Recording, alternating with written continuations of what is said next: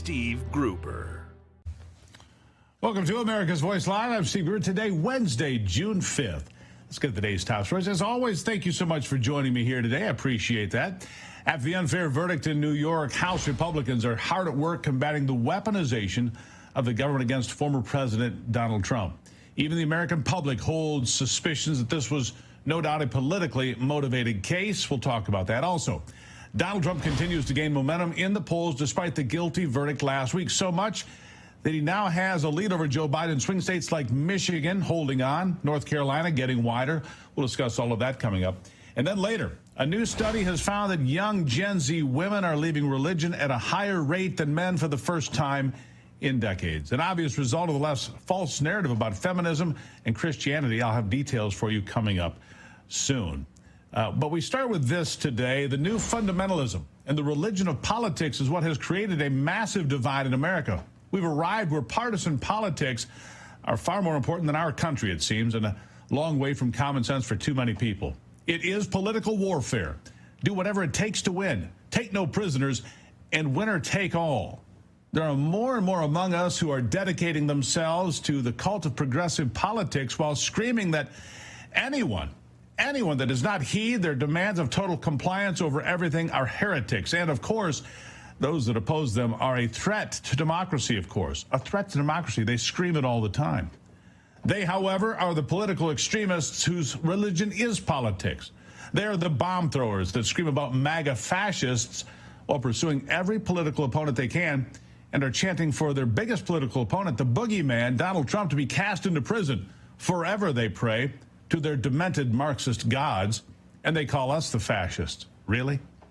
This religion with contempt for the sons of Abraham and all who are children of God through faith is a declaration of war against Jews and Christians and the foundations of our Judeo-Christian nation and the very building blocks of liberty that has kept America going for nearly 250 years.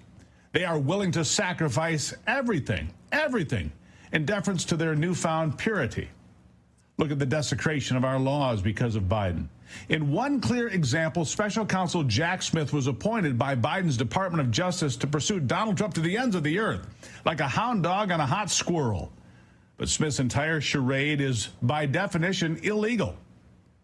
Representative Thomas Massie of Kentucky was able to get the answer from Merrick Garland himself. Listen to this. Was Jack Smith nominated by President Biden? No, he was not. Was he confirmed by the Senate? No, he was not. When was the special counsel statute passed? There is no special counsel statute. There was an independent counsel statute that was expired. So it expired. So what gives you the authority to appoint a special counsel? You've created an office in the U.S. government that does not exist. Does not exist. Meanwhile, Joe Biden has told us all for years that the border, the southern border, is secure. His henchmen, like Alejandro Mayorkas, repeated the same, as did the zombies of his party and the compliant media marching in blind faith to the ideals of the Democrats' political religion. But when the political wind shifted and the pursuit of Donald Trump failed to produce the poison fruit of that forbidden tree that they thought would end his run for re-election, Joe Biden and the Democrats suddenly admitted the border was open. What a revelation. But blamed everyone else, most notably former President Trump. Here's a video of him doing exactly that. Watch. 4 months ago, after weeks of intense negotiation between my staff and Democrats and Republicans, we came to a clear bipartisan deal. It was the strongest border security agreement in decades. But then Republicans in Congress, not all, but walked away from it. Why? Because Donald Trump told them to. He told the Republicans, it has been published widely by many of you, that he didn't want to fix the issue. He wanted to use it to attack me. That's what he wanted to do. It was a cynical and an extremely cynical political move. Donald Trump's the cynical one, I see.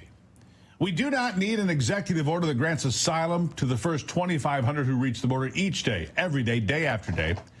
We do not want a race to our border from all over the world, and we do not want a failing politician that preaches that his enemies are somehow ours too, because they are not. This is about winning at all costs, no matter what it takes. And the Biden administration is doing nothing but trying to save their failing campaign. Senator Kennedy John Kennedy of Louisiana said it perfectly. Here he is. President Biden is in trouble politically. He's polling right up there with fungal infections. Part of the reason for that is that he gave in to the loon wing of his party, and he dissolved the southern border. Now, 5 months before an election, he has to appear to be willing to do something about it, hence this executive order. He's polling right up there with fungal infections. Well done, Senator. We must not permit anyone to breach the border, but it has gone on for 3.5 years until the policy had to be sacrificed on the altar of politics because it's a failing policy. It's a losing policy, and everyone in Washington and beyond knows it. And still, the invasion goes on, thanks to Biden and his accomplices who would make America a home for all foreigners and leave Americans without a homeland. The promise to stop the invasion, sadly, is just a smokescreen because this was the plan from the beginning. Joe Biden said it himself on the campaign trail. Here's a reminder. Part of what I'm going to send to the United States Congress is a total immigration bill to provide a pathway to citizenship for undocumented people in the United States of America. It makes no sense for us not to do that. And they're part of the reason why we're growing. They're part of the reason why, look, you have 24 out of every 100 kids in grades in school today are Latino, Spanish speaking. It makes no sense, none whatsoever, for us to walk away and not provide for access, not provide for education, not provide for health care. Look what's going on. And so it's part of the strength of the country. It's not a weakness, it's a strength. We are seeing what's going on. And those following you, sir, are forcing Americans to forego civil services, city services, schooling, because the schools are filled with those that don't speak English, and the support systems are being overrun. For those who would make anti-Americanism a civic duty, Biden's order is the patriotism of scoundrels. The order commands us to see no evil and instead hold a vigil for the death of liberty. Such is the religion of politics these days, where eternal vigilance, that is no virtue, and blind faith in Joe Biden, apparently no sin. Such is a policy of maximum hospitality to strangers. Such is the effect of a policy authorizing the invasion of America, because if he could make it 2,500 a day, couldn't Joe Biden sign an executive order that said 0 is the number we'll allow in? As tomorrow is also the 80th anniversary of D-Day, let us always remember why we remember that, in the words of President Ronald Reagan, we will always be prepared, so we may always be free. Listen to this great American president. We will always remember. We will always be proud. We will always be prepared, so we may be always free. And yet we are not prepared today, as Reagan promised, not at all. Our freedom is not secure. Our nation is under attack from inside. And to say otherwise is an insult. To say Biden believes in freedom, that his actions are a testament to freedom, is an insult to the memory of our honored dead interred in France and all over the world. Look at the rows of crosses and stars of David beneath which those that gave the last full measure of devotion to our republic rest. Look at the names of the missing, for whom nothing remains, not even bones for a grateful nation to inter. Look at the graves that line the fields of the Normandy American Cemetery and in memorial in France, the burial place of over 9,000 American soldiers who paid that ultimate price.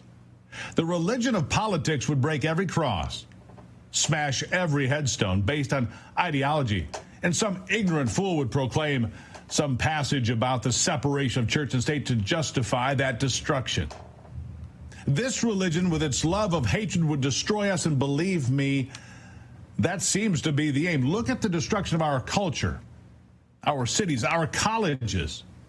Destruction is the liturgy of the religion of politics. To quote Abraham Lincoln's address on the perpetuation of our political institutions, as a nation of free men, we must live through all time. or die by suicide. Let reverence for the laws be taught in our schools, in seminaries, and in colleges.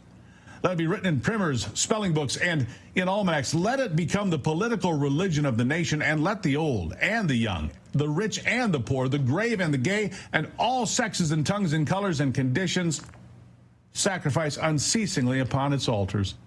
The religion of politics must not continue as the political religion of the Democrat Party. Are there Democrats who remember the best among their party? Are there Democrats who believe the party has no future if it renounces its past? In a word, yes. For these Democrats, the religion of politics is the enemy of all that is good.